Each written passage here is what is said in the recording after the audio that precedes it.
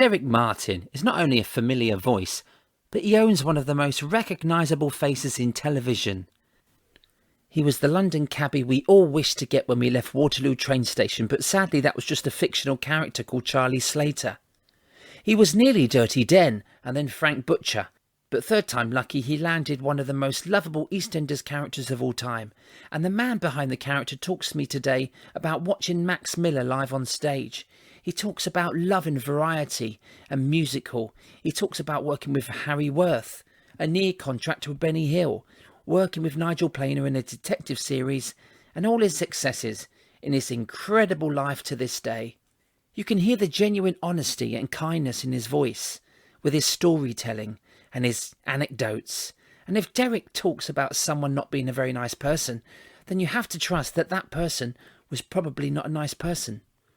All in all, Derek is a fine actor and a really likeable person. He delivers every time, and this is the reason in his 87 years he's still working today. We chat about our love for the Grand Order of Water Rats and the things we miss. So I hope you enjoy this visit to the heart of the East End of London when I talk on Eyes and Teeth to Derek Martin. Eyes and Teeth. Steve, I'm brand new, sir, brand new. Lovely, lovely. You sound brand new on a nice crispy morning. Yeah, it is. I'm looking out my kitchen windows, French windows, and it's nice and dry. In the mid-50s, around about 54, 55, nowhere near in business, show business or anything. I'd just come out of the RAF National Service, and me and my mate used to go to Finsbury Park Empire every Saturday night.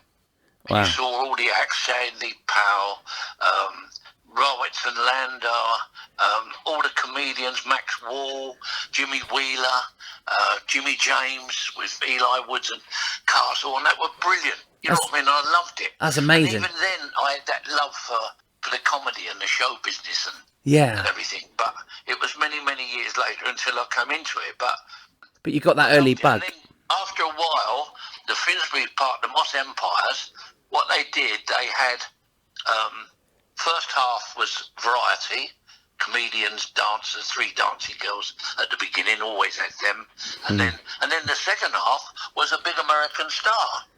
Now I saw at Finsbury Park Empire Nat King Cole, Billy Eckstein, Billy Daniels, you name it, I saw him there. Wow. And it was brilliant. So you not only got the variety, but you got the big stars. So yeah, a proper, well, it's like a royal variety performance every week, really, wasn't it, in the theatres? They used to have them over all the time. Oh, great memories, Derek. I wish I was around that time, just, you know, well, me and you would have hung out. Now that I'm in the Rats and I'm seeing some of these old Rats and everything, I never worked with them, but do you understand what I mean? I thought to myself, oh, Christ, they were going...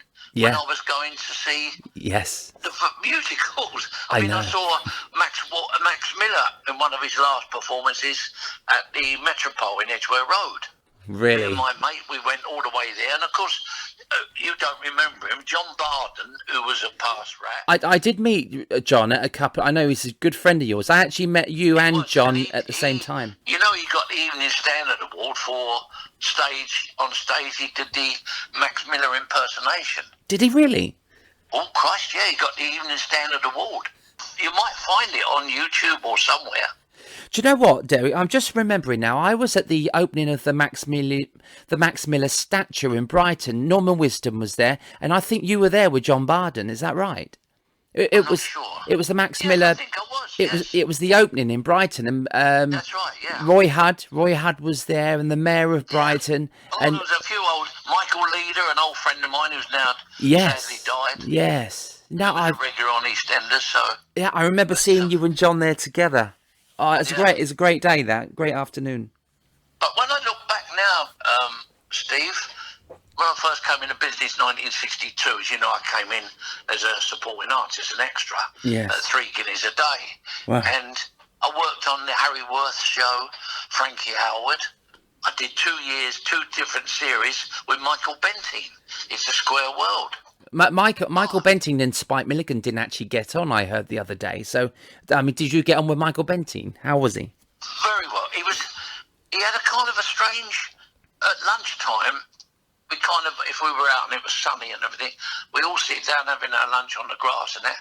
And he started talking, and it was, how can I say this? I don't mean it to be blasphemous, but he was like a prophet or a Jesus. He Right. would talk about things from Peru, because that's where he was born. Really? And he'd talk about there, but he had a way with him that you kind of got mesmerised and you listened to him. And he was a lovely, lovely man. Sadly died.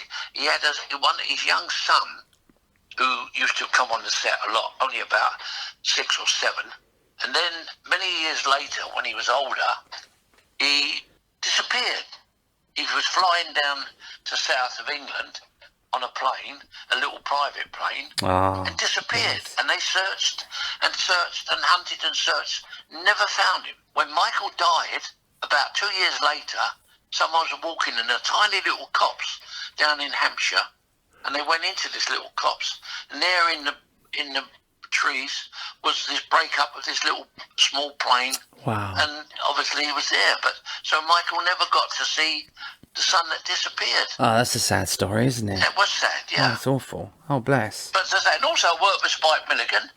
Did you? He was lovely. I had a little part on his show. I played now the thing was with Spike, he'll do some funny things. Everybody in the studio, behind and in front of the cameras, they all had to wear a label. Nothing written on it. It was just tied to your coat or wherever. And I played, and all day it was there. Everybody, it's a sweeper upper in the studio. He had to wear one. Did it have their names on it? No, there's nothing. Just a plain brown label that you used to put on luggage. Right. And I had a part in it as a little part. I was a blind man with a tray of matches hanging around my neck and dark glasses. And when people went by, they took the matches and then put that. And I'd lift my glasses up and just check what they'd left, the money, so I wasn't blind. You know what I mean? Wow. But it's nice to know that I work. And one of the memorable things was I got a man called Colin Clues.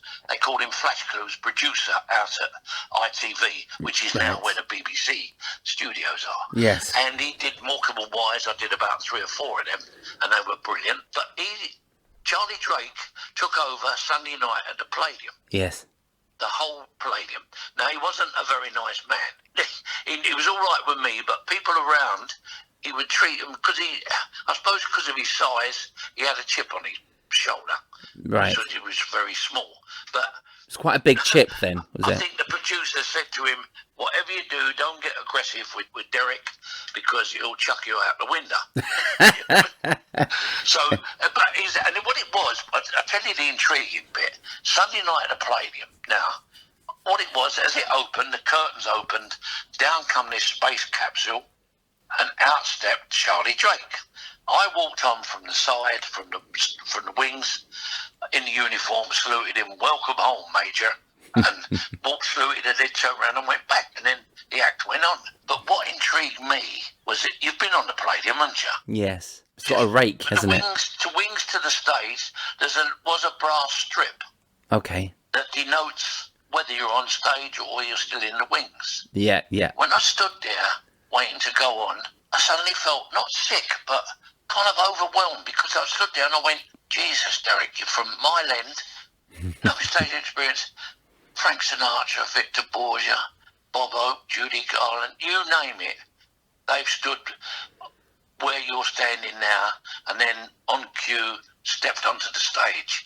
Wow. Johnny Mathis, you name them, they stepped off of that brass line. Yeah. And I got a funny feeling, and oh Jesus, I can't describe the feeling. It was just what rippled through me. Yeah, I understand being overwhelmed standing on that stage. I've done it a few times, but even Arthur Lager's been there. It's incredible how you actually do think about who were in those dressing rooms or walked in the wings and followed you, and who used that spotlight. I worked there as an usher in 1994 to 95. I was there at the Palladium for 9 months, and I got to know the guy called Linford who worked the spotlight, and he would tell me stories about I lit up Sammy Davis Jr. and Brucey, and he told me Sinatra, Judy Garland. He actually had stories, and this guy had been there. I think Linford at the time was about 60 or something, and he's a legend of the Palladium, and And Cool. when I left the Palladium, Linford passed my name on to someone who was looking for acts to do a charity show there, and I actually went back a year later and done 2 charity shows at the Palladium, and it was down to Linford, the Spotlight guy. He was a legend. I loved him. Great guy as well. Really nice. But yeah, it's amazing who's been there before us, isn't it? And as I say, I still remember that brass strip. Probably people don't know it, but one of the props boys, they said that denotes this is the wings, that is the stage. When you step over that, you're on the stage. Right, don't go past it. Yeah, and what was that like, that show with Charlie Drake then? Was that good fun? It was live, and I did my bit, and that was it. Okay. As it happens, Frank Ifield was appearing there during the week. They gave me his dressing room. Oh, did they really? But he took a liberty. It was live, and about 3/4 of the way through it, he stopped and he went, right, ladies and gentlemen, all the men, will you all please stand up? And they all stood up. And he said, right, now put your hands in your pockets and bring out either a 10 shilling or a pound or a fiver. He said, and the nurses will come round and collect the money for the charity. Wow. Right out of the blue he did that. Yeah. Do as you're told. That's the way to do it, isn't it? Straight to your pockets. I mean, everyone's standing there, cameras sweeping round. What do they do? He wasn't a very nice person. No. Many years before that, he used to do a show called Mick and Montmorency. Okay. And it was him and a big fat guy, a bit like Oliver Hardy. Yes. And he was always being thrown about. But because he was such an artist, it was live, children's programme in the afternoon, Mick and Montmorency. Okay. He was arsehole to the props. Now, they built a balsa wood bookcase, and the big fellow had to throw Charlie Drake into the bookcase and it all smashed. Right. Because he was such an arsehole, they built one in mahogany. Now we're talking live. Oh, wow. They threw him, he hit it, bang, crashed down, out, cut to black, and there's fish swimming. Because whenever anything went wrong on a live show, you usually got a bowl with fish swimming. They went to black or whatever. Yes. And it knocked him spark out. Wow. Don't mess with the props, guys. Eh? That's right. We've learned our lessons. Oh wow, that thing with collecting the coins as well. I might try that next time I'm on a train. Everybody all the men stand up, hands in your pockets. I need a taxi fare home. I was up at I went up at Manchester to do a sketch with Harry Hill. Oh, was it with Harry Hill? Was it? It was called. He was a guest on 8 out of 10 Cats play. Countdown. Countdown. Brilliant. With Yeah. Jimmy Carr, Sean Locke. So do you know what, Derek? I'm talking to you about the good old days of Variety, Young Variety, and only like 3 or 4 days ago, you were on one of the biggest comedy shows with some of the biggest comedy stars of the UK. Today, you know, so the span of your career still going, and back then working in some of the top shows with the top comedians of the day. So that's amazing. So Eric and Ernie, because Colin Clues, they called him Flash Clues, but he liked the way I worked. I was doing the Dixon and Doc Green on the Saturday morning for BBC, Okay. and I had to rush from there to ITV at Elstree because Flash Clues wanted me on the Eric Morecambe and White show. Oh, you traitor. Straight across. What was it like on, what part did you play in Morecambe and Wise? Well, I did several little bits. There was one bit where Eric is playing the piano, or he's sitting at the piano, Yes. and I'm sitting down cramped between his legs. You can't see me. Right. And he starts playing, and then suddenly another pair of hands come up, start playing. So there's 4 pair of hands, and he's like, he was so good at him and Eric and Ernie. Eric was so funny. In rehearsals, it was funnier than the show, but obviously you couldn't do what they were doing on rehearsals. Yes, But yeah, of I was course. on one show, and they had a guest star, a young fella, singer. And afterwards at the bar, talking, I said hello to introduce me. Colin said to me, the producer, he said, Derek, this boy is going to be probably the biggest dollar earner that this country has ever seen. I went, blimey. And it was Tom Jones. Wow. Because that was his early first on. bit on television. Was it really? And he sang whatever it was. It's not unusual. I think that was his first number, wasn't it? Or whatever. Yes, yeah. But, he had that that's- raspy, like, deep south voice. And it was true. He did. He ended up probably still earning money with residuals and stuff. So Well, I think so. Yeah, so people can live on royalties, can't they? Yeah. I think Jess Conrad is. Bless him. That's incredible. I mean, to hear that story about Tom up and coming, and you've worked with some great people. When you worked with Harry Worth, was he the comedian then, or the ventriloquist? yes, oh yeah, it was his show, BBC, the Harry Worth show. Okay, right, because he did the opening scene was him doing his arms and leg. Yes, in the glass, on Now, the windows, yeah, I bought that. You know what? I probably would have seen you about 3 years ago. I bought a DVD of Harry Worth because I knew he was a ventriloquist. So he'd done the vent act. But was it Oliver Hardy that told him to give up the vent act when he was touring with Lauren Hardy? He said, give up the vent act. You're a funnier man without the doll. So he gave it up, and then he got the Harry Worth TV show. That's right, yeah. That's incredible. As it happens, I saw Lauren Hardy live as well. Did you really? At Chiswick, when me and my mate, we were big fans of me and Frankie. We used to play football on Sundays over at Hackney Marshes and everywhere, but we both loved musical and variety. Yes. And we went all the way to Chiswick to see Lauren Hardy on stage at the Chiswick Empire. Oh, incredible. What a night out. And was it the 50s, that was. Yeah, it was. It was on that tour. Afterwards, when I'm in the lodge, I look round, I think to myself, Christ, I saw them live, and I'm a water rat now, and they were water rats. I know. You've held their eggs quite often, haven't you, in lodge? Oh, yes, quite often, yes. I'll talk about the eggs shortly. Your father passed away, didn't he, at age 68, which is young, sorry to hear that. He passed away. He was a good man. When he died, I went to the funeral, I said, and on the wreath I put, they don't make them like you anymore. Oh, yeah.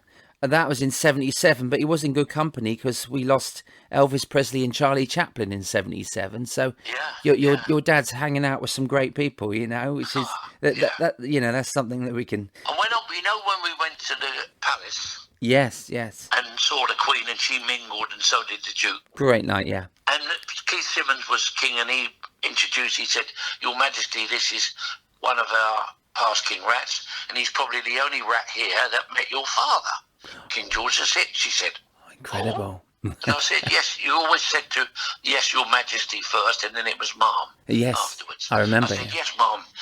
Yes, Your Majesty. That little room, the investiture room, I went with my father, and your father, late father, gave my father the British Empire Medal for bravery." Wow. Oh, she said, "You must be very proud." I said, "I am, Mum, thank you."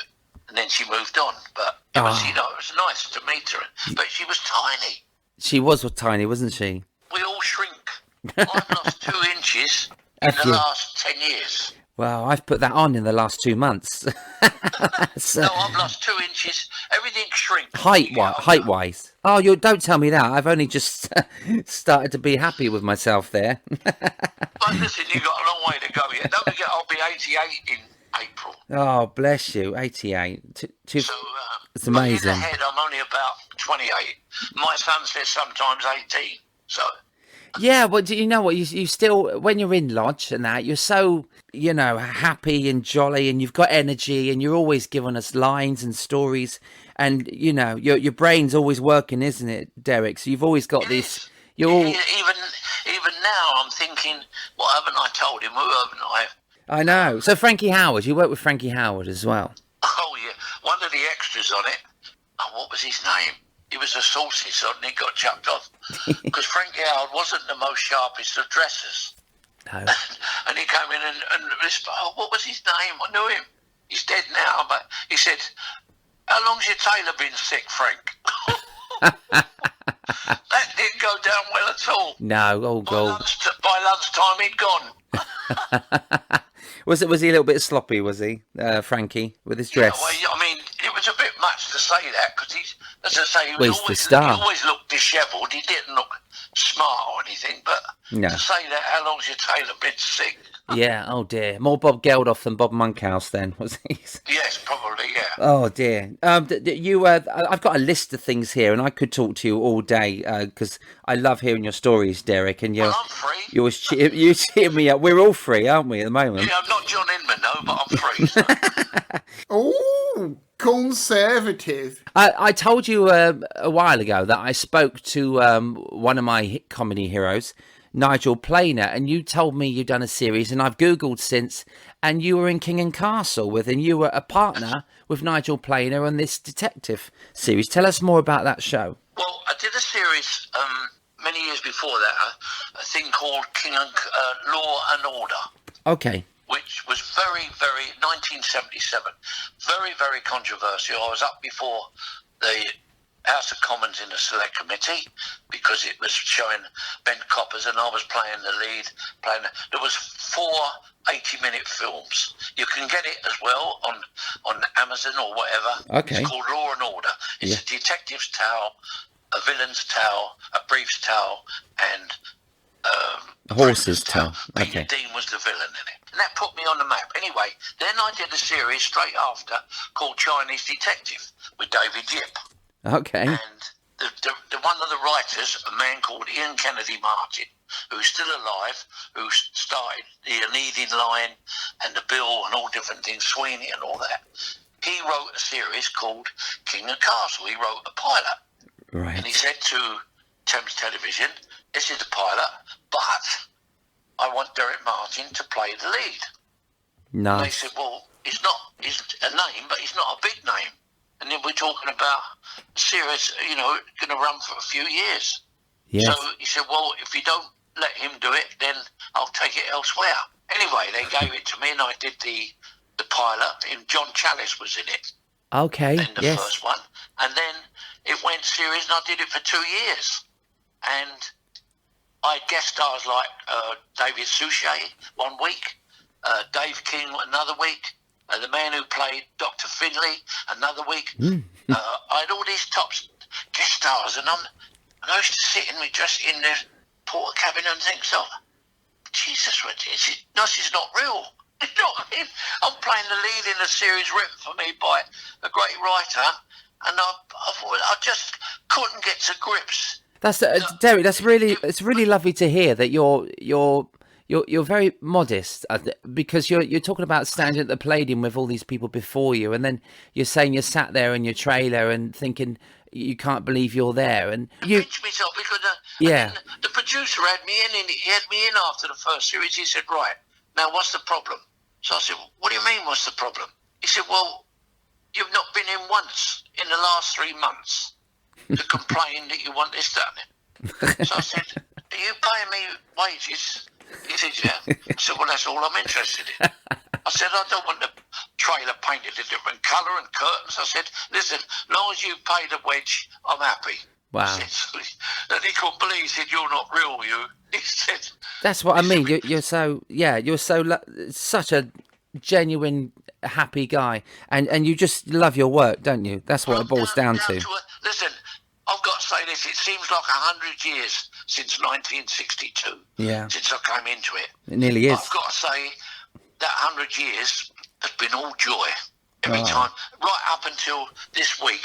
Probably down to everything that you've done, because you can't just look at it and say, oh, he was in EastEnders. You need to look back at what I'm doing today. You were in Z-Cars, Sweeney, Minder, The Saint, Dempsey and Makepeace, Heart to Heart, Black Beauty, one of my favourites. Did you meet the horse? Did you? The one with Judy Boker. Yeah. And then the following one with another one. Yeah, that was great. I loved all the riding. Yeah. Oh, Black Beauty. A picture Amazing. in my book of me on horseback jumping. So.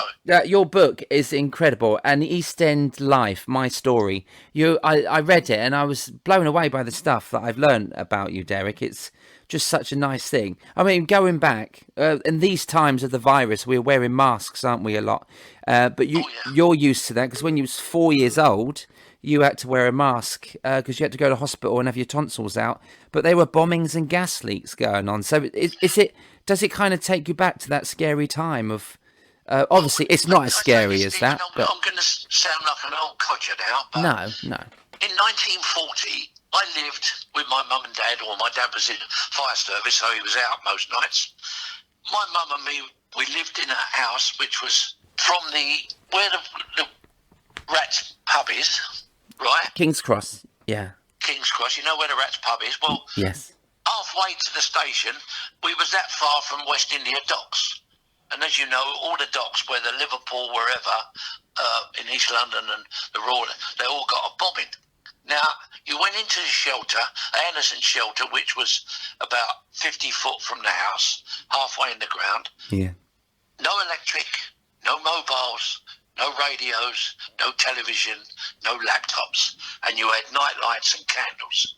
Wow. And the only music you could hear was bombs dropping, the whistle of them coming down, the rush of air, the ACAC guns firing up, and the sirens of ambulances and fire brigades. So there was a cacophony of that. So we had that entertainment, if you can call it entertainment.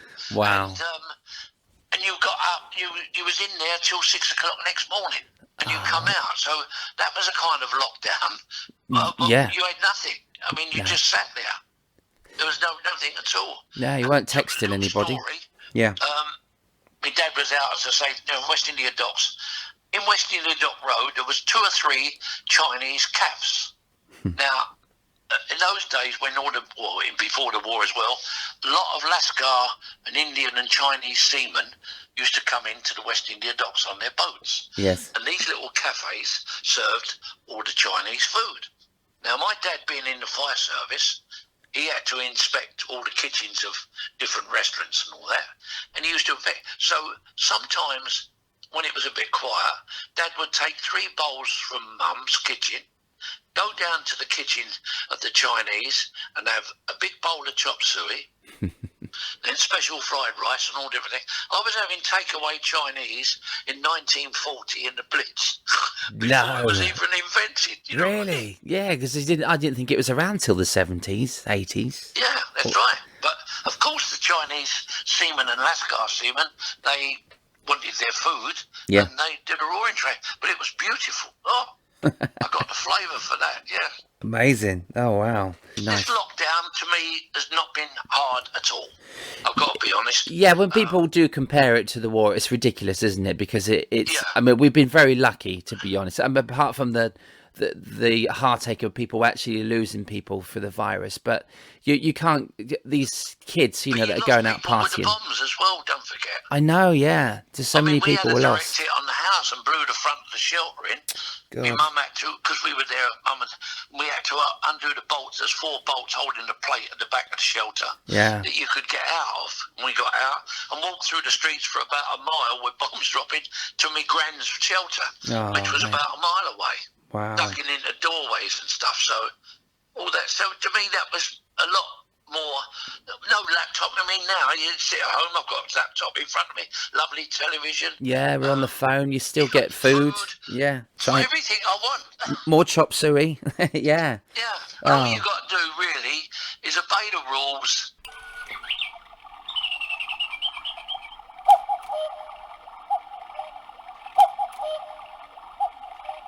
Don't forget, when I was 18, I was called up and went into national service, Yeah. and I did it in the RAF. Now, although I come from the East End and was only child, I was spoiled. My dad used to clean me shoes and press me trousers and everything. I never did a thing. What's a rude awakening when I went into that? Oh, yeah, yeah. Ended up at Padgate, just outside Warrington, and 30 or blokes in the same hut as you, coming from all everywhere, some of the accents, Scottish, Irish, Welsh, wherever you couldn't understand them. But I tell you what, at the end of 2 years, I am completely self-sufficient. I bet you were. I can iron, I can sew, I can clean, because you had to. Yeah, you're putting taught out in the you big wide world, self-discipline. aren't you? It is about It discipline. did the world a good, I've got to say that. I bet it did. I mean, you kind of put out there without your parents. You're Oh, yeah. There was a lot responsible of for crying everything. A lot of crying that first night in the hut. Yeah. Laying on 3 light biscuits, no mattress, a blanket. Now you're waiting for your mum to come around with a chop suey and you're not getting any Oh, of yeah, it. Yeah, yeah. it's all... It stopped, didn't it? As I say, I've been no stage career, no acting.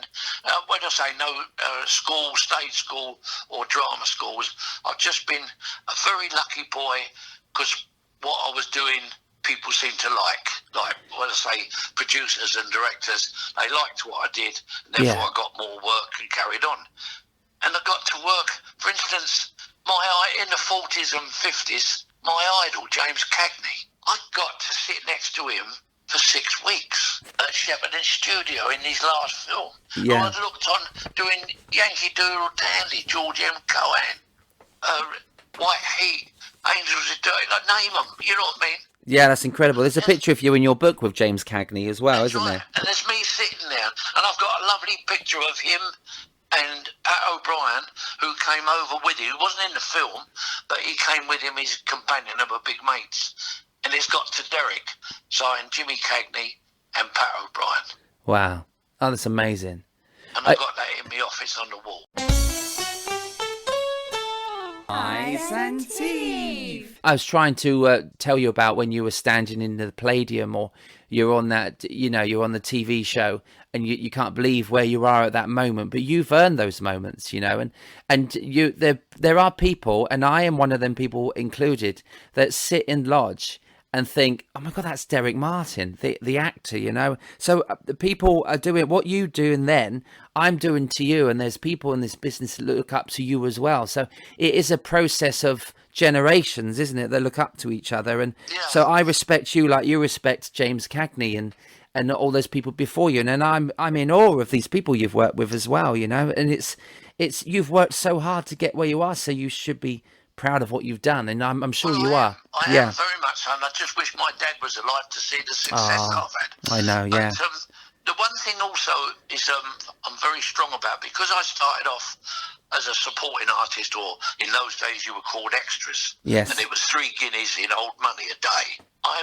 Some of the extras, old extras on EastEnders, I worked with in the 60s. And some of the extras, they remember you. They've all said to me, we're proud of you, all us extras, to see what you've done. One of us has come through the crowd and made a success.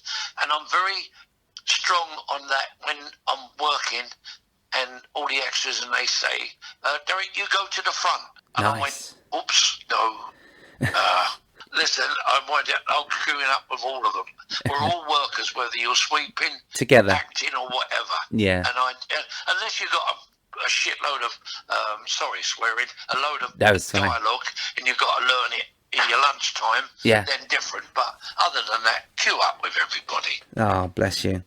I like that, because I'm not a socialist or trying to be, this is it. I think it's fair. We're all there. Without extras, you wouldn't have a programme.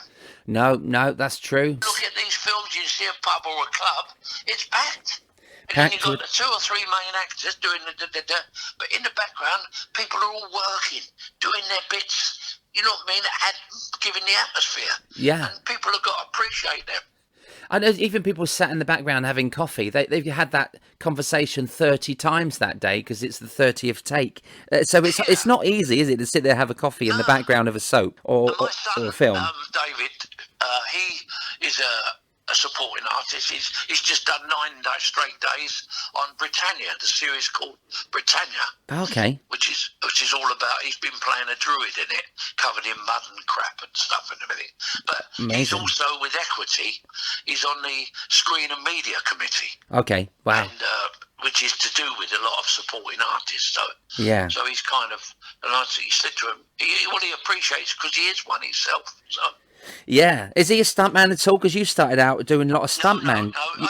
I started out as an extra, then I became a stuntman. What happened was, sadly, he's died now, a man called Derek Ware, W-A-R-E. Yeah. And he had a stunt agency called Havoc, H-A-V-O-C. Okay. And on a couple of Z-Cars things, there was a bit of pushiness, and he said to me, would you mind someone giving you a shove on a penny? So I said, no, right, and I took part. And he said to me, why don't you come and join my agency as a stuntman?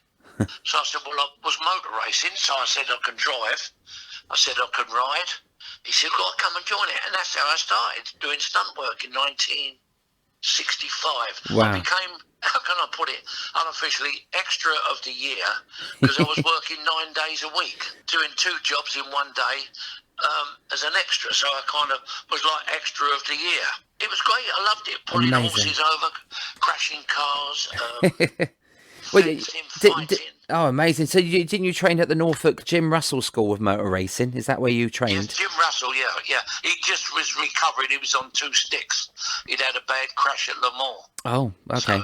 Wow. But And you took up horse racing as well, horse riding and motor horse racing riding and and the horse jumping, yeah, riding. I loved it. So, Yeah, fencing. So all of this as I helps. say, I did a lot of Doctor Who's with John Pertwee. Oh, did you? I love John.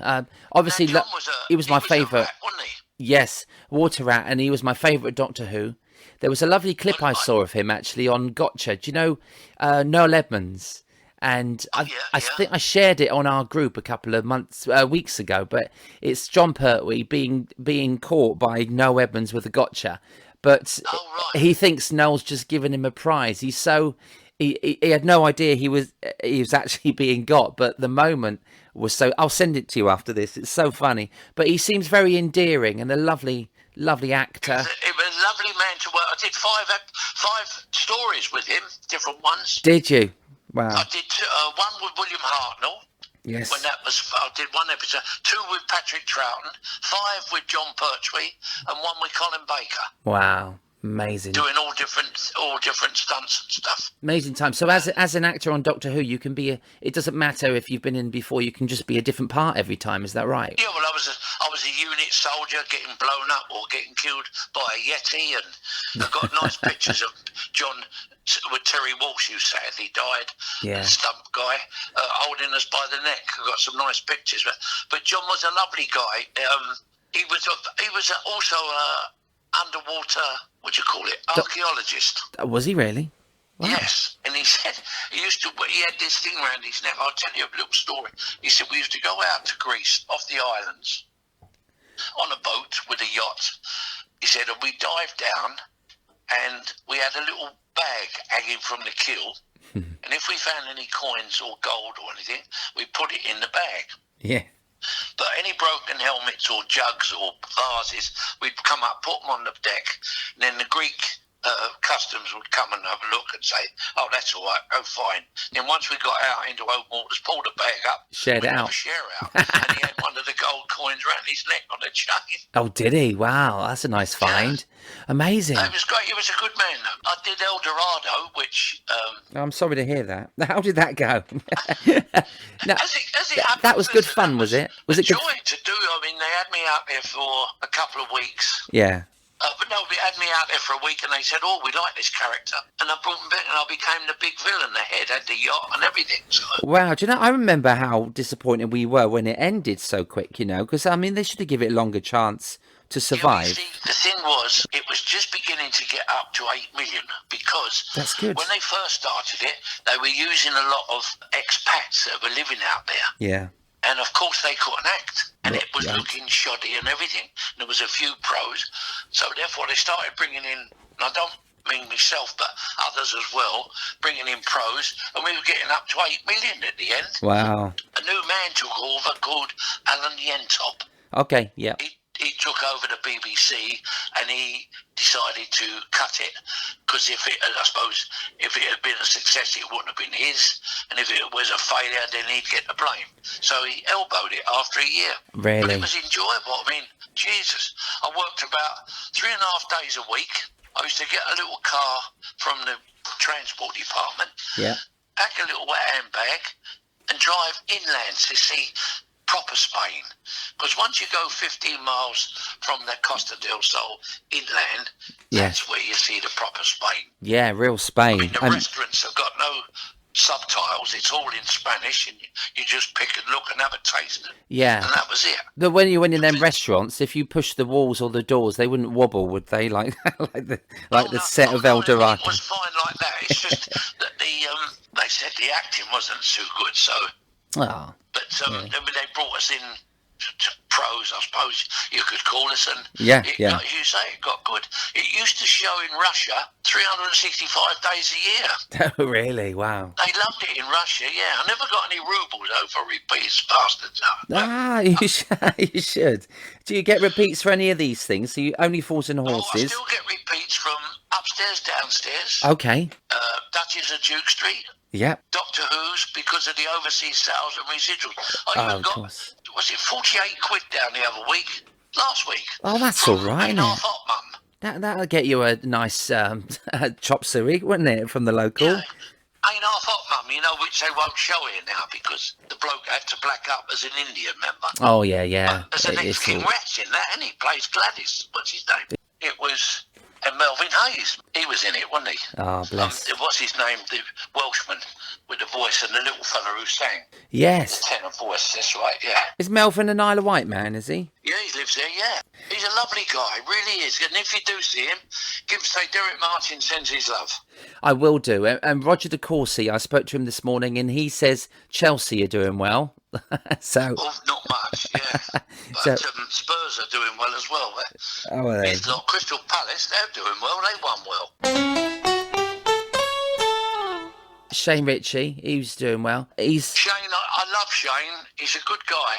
Yeah. When I was in EastEnders... Well, you played his dad, didn't he? I was talking about the castle, not the jungle, but he done well the other night, didn't he? And so, what was it like with EastEnders?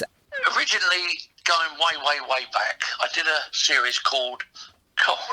It was for Julia Smith, who was the producer of EastEnders. Okay. But it was a series called... It was about nurses, and I played Pauline Quirk's father. No. Every time she went home from the hospital to the pub, and I owned a pub, and I was her father. Okay. And I got on very well with Julia Smith. Yeah. It was called Angels, that was it. It's called Angels. Yes. And... What are you barking for? Wait, I'm on the phone. It's because you don't know the words. Oh, it's Bernadette. She's cows, yes. Anyway. It sounds like a dog. Then it came up that they were casting for this East End series, and I was up for the part of Dirty Den. Okay, really? Wow. I got down to the last 5, and of course Leslie got it, and he was brilliant as Dirty Den. Yeah. Absolutely brilliant. Wow. Then I just started my second series of King and Castle, which would have tied me up for another 4 months. Yes. And she come on the phone and she said to my agent, I've got a lovely part for Derek playing Frank Butcher, who has the pub, which Mike Reid got. Yeah. And I knew Mike because we were all extras together. Mike was an extra years ago. Oh, brilliant. And he got it and he was brilliant because I'd have been different to him anyway. And then eventually, years later, they came apart. They had me up for an audition for the part of a dad of a new family. Yeah, Now, yeah. playing the dad, I haven't played that since I played Pauline Quirk's dad. I've been villains and everything else. Okay. And I went this Saturday morning, and there was 5 folks there, and it was all the family. Eventually, I got it. And that was 15 years work. I mean, for an actor or anyone to get 15 years, to get 15 days is nice. That's incredible, and that's why your face is so recognisable still today. It and is so, now, yeah. I mean, even now, people say, "Oh, Charlie, where's your cab?" and all this. So Give us a they lift. say, "You don't mind us calling?" I said, "No.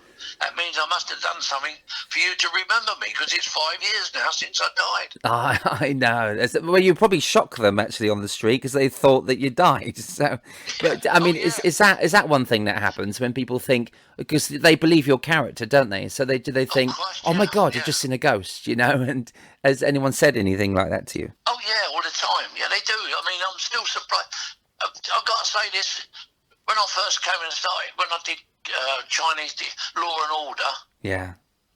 and I'm walking along the street and I see people looking at me. I first thought, what are they looking at? I mean, flies ain't undone. You know what I mean? Yeah. And I was always like, oh Christ, yeah, I'm on telly. How do you forget? What I'm saying to you is I couldn't realize how strong television is. Yeah. Oh, it is. People notified. I mean, no way could I go and rob a bank now. So, you know what I Well, mean? you can do because we're all wearing masks. So we'll go away. Yes, you could. But listen, there's cameras everywhere, so... Oh, I know. Yeah. Well, we'll just do a bit. but Just listen, do some I've auditions. got to say, everything's been a joy. I think since 1962 to what now is how long? How many years?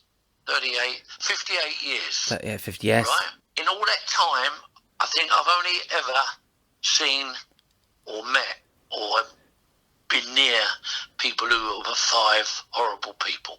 5. That's not bad in this Only business about in that time. 5 that were real nasty, and I've always thought, no, don't like you. And Yeah. I think most of them are dead now anyway. Yeah, I know Charlie Drake, you mentioned him, but there's another 4 that we'd have to find out.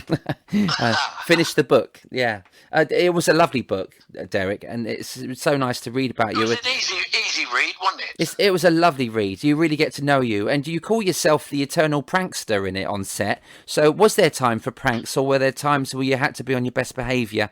And the producers, No, I was always been a wind-up merchant. No different. Oh, I mean, I did. You remember? Well, you don't remember Elizabeth R. with Glenda Jackson. You're right. I don't remember that. I remember Glenda Jackson. I do. It was a famous, very, very famous series. Okay. And episode 6 was when Elizabeth I sent the troops to Ireland to quell the riots and everything. Yes. And I'm in full armour at the front of a column of horses and doing a gentle trot or small, very slow canter through the forest. A shot rings out, bang, I go backwards out the saddle, hit the deck. I had already dug the ground up, so it was all ready for me. I knew exactly where I was coming out.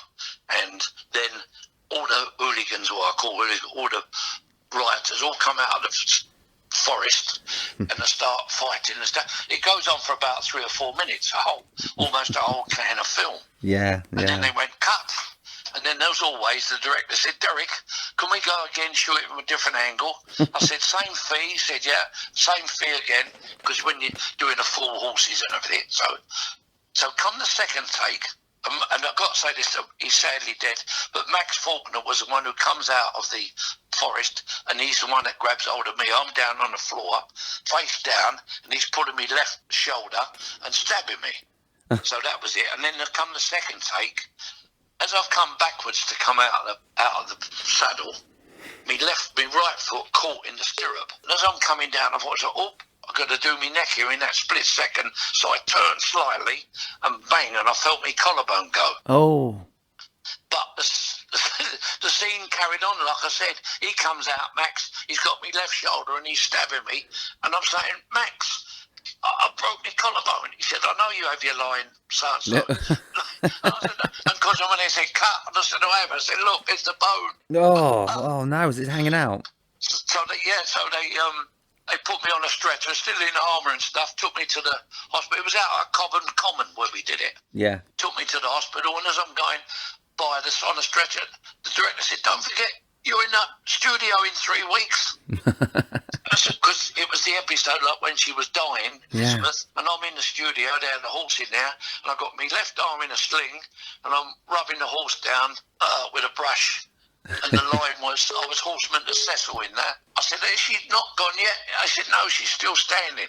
So, and that was it. So, all these little things that happen, so. Eyes and Teeth. You must have fun. I mean, that's in a serious part, but when you've played in lots of comedy situations, you're working with Matt Lucas and David Walliams in Little Britain. I remember you from as well. I played myself in that. Yeah, you were yourself. Be Derek Martin, and a lovely guy. Lovely. Matt Lucas. He come out and introduced. He said, Derek, I'm Matt Lucas. He said, I'm gay and I'm Jewish. And I said to him, well, that don't make you a bad person. And he went, he laughed. He said, you'll do. You must have had a good laugh on that set. I mean, what were the outtakes like? The thing was, he's got this club, Slimming Club, Fat Marjorie's club. Yes. And he's all up in drag, and he says, right, we've got a special guest coming tonight, but you mustn't question him about, it's Derek Martin who plays Charlie Slate on EastEnders, so don't pester him about that, just treat him as one of us. So then I come in and I sit down. He said, good afternoon, Charlie. And he went, Derek, come in. And then it was him who starts asking me questions. How's Pat? How's she doing?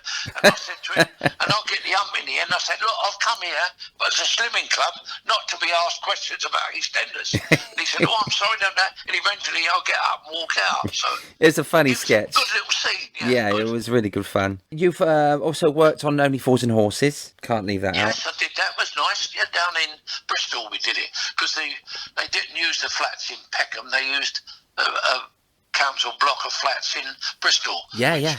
Looked like the same thing. So not many people know that. Was nice. He was quiet man, David. Yeah, Jason. Yeah, he was friendly though. Lyndhurst as well. But now there's a little story about. I've done some radio. I've never done stage, as you know, only like the Palladium and stuff. Yeah. But I did a couple of radio plays, and one of them was called The Touch of Frost. and it was a 90-minute Saturday night theatre, and I played Detective Inspector Frost, That's interesting.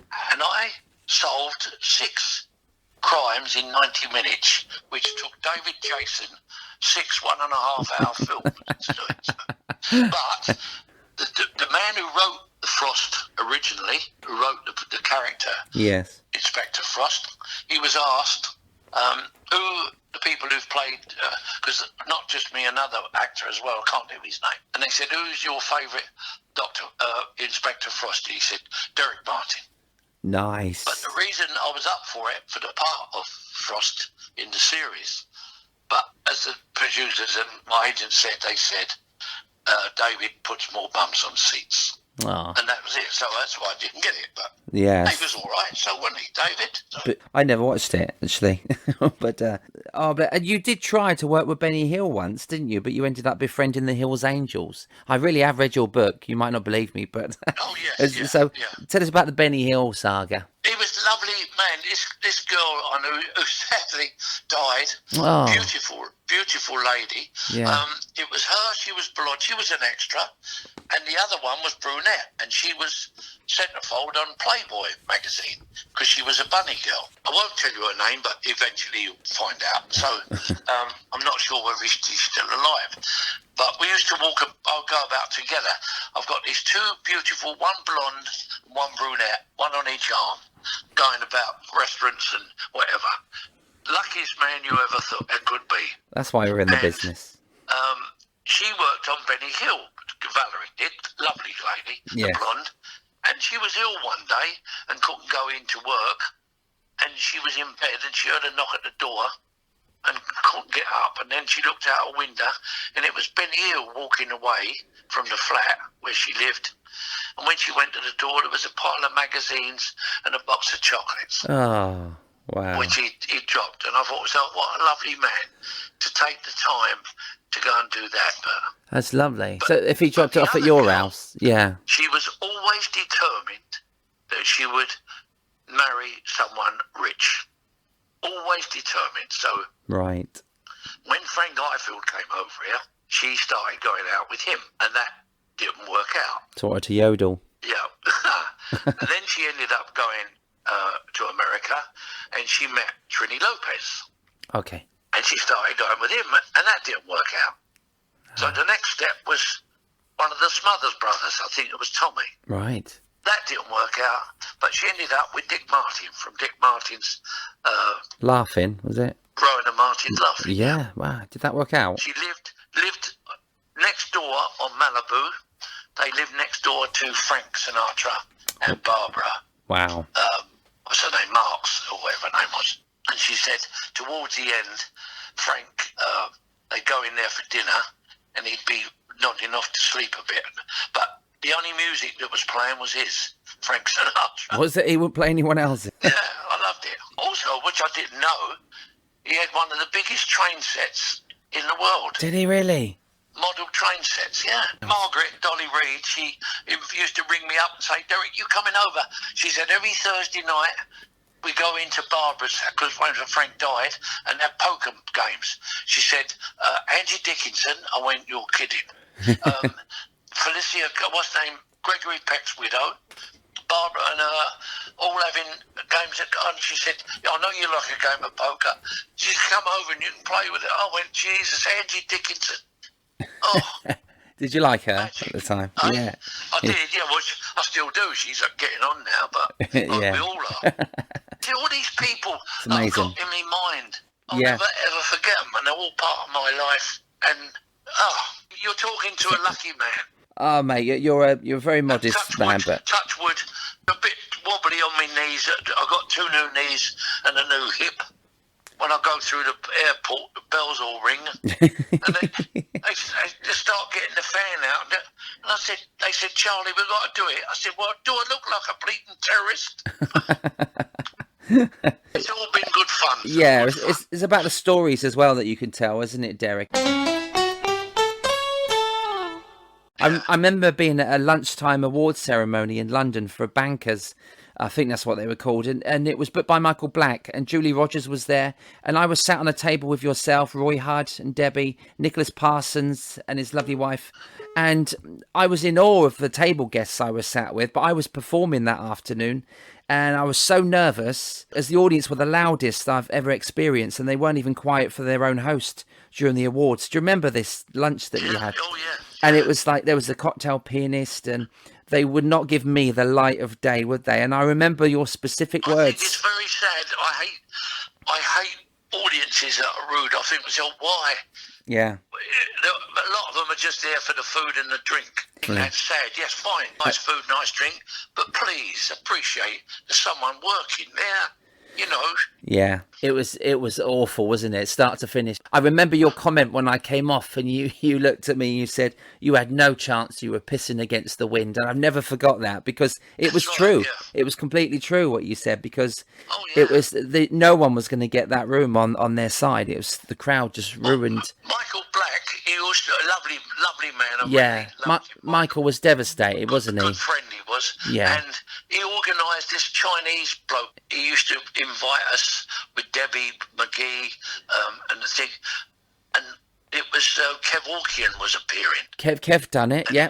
It was the awards for all the companies in the city, all the stock exchange and all the companies. That's right, yeah. About an hour into having dinner, 90% of them are pissed. The women and the men. Kevin goes on, whose act is absolutely stunning. That's incredible, yeah. Playing the Armenian refugee, everything. The pianist, yeah. The bit with the African watatata singing. Yeah. And to me, I first saw him do that at the golf thing up in Norfolk. Oh, right, yeah, for Ian Richards. I got upset. Why, it's not that bad.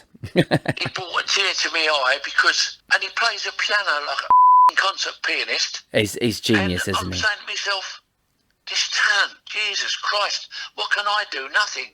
And there's this man here, he's blowing everyone away. And I got hold of him at the end and hugged him. I said, absolutely blinding. I said, you've brought a tear to my eye. So he laughed. He said, thank you.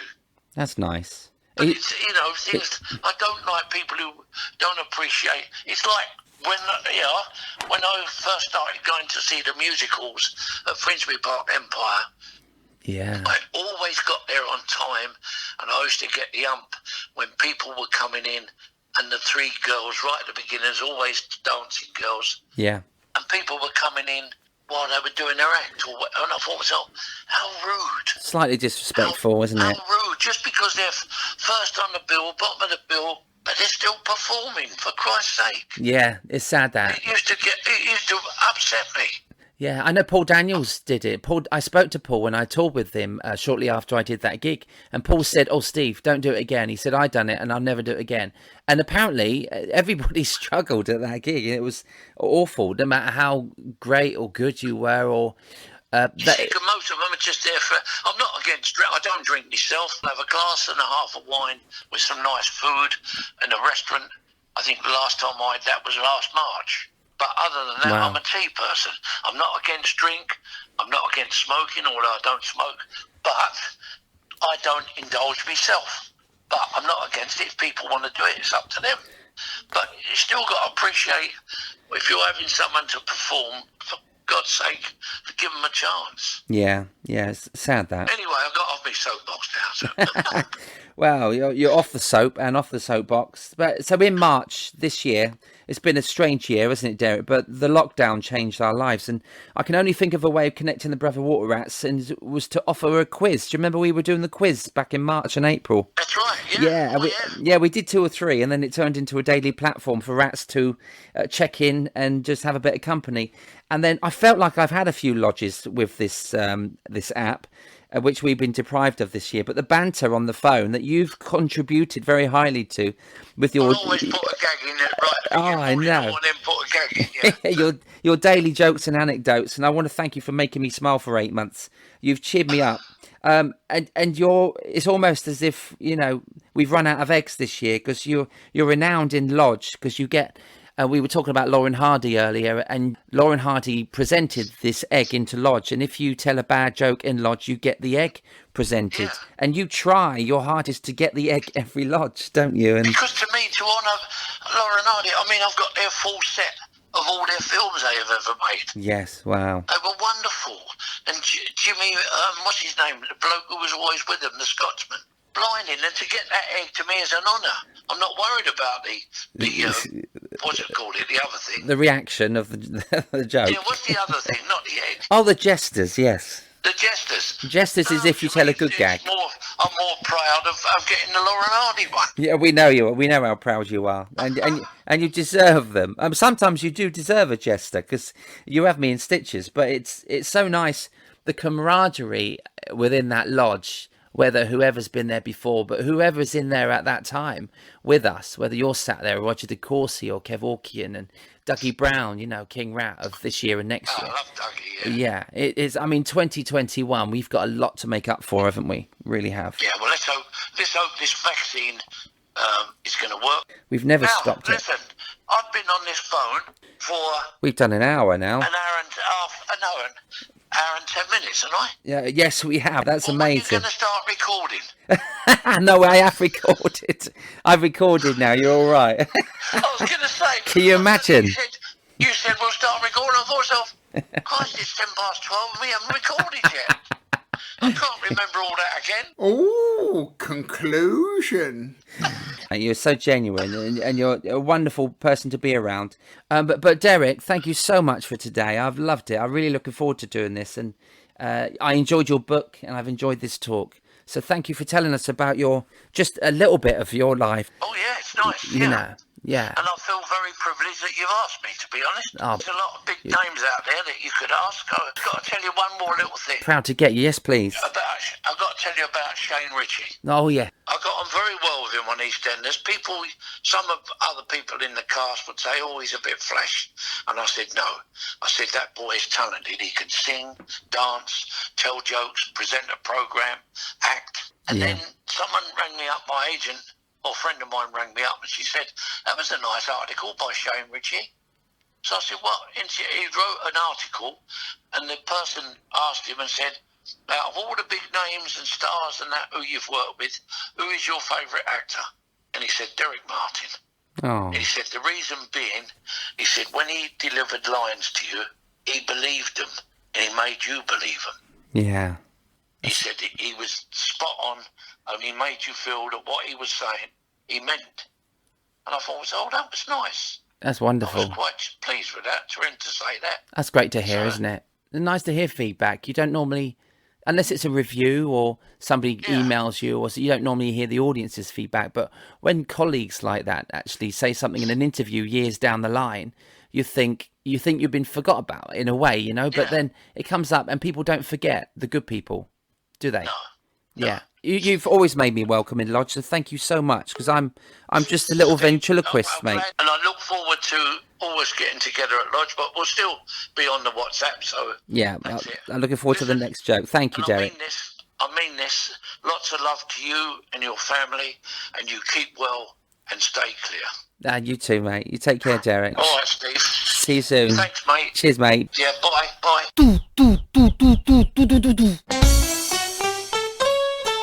Eyes and teeth. Thanks, Derek. And I'm sure you'll agree, an exceptional personality, even though he went to the same school as the Crays. You can search for Derek on YouTube to check out his interviews. I thoroughly recommend Derek Martin's book. It's called An East End Life, My Story. You can get it on Kindle for $2.49 or hardcover $11.27. Get on that Amazon and enjoy. Today's Water Rat quote comes from the late entertainer Sir Bruce Forsyth. Once you've experienced the warmth of an audience, the achievement of getting your first laugh and entertaining them, singing or playing piano, it just keeps it all going. Thank you, Brucey. Eyes and Teeth is written, produced and hosted by Steve Hewlett. Vocals provided by Lola, Larissa and Nina Hewlett. Special guest vocals by Rich T. Eyes and Teeth music and jingles are produced and performed by Kevin Dean. Listen in next time to Eyes and Teeth, the Water Rats, when I'll be talking to the wonderful Mr. Dave Brock.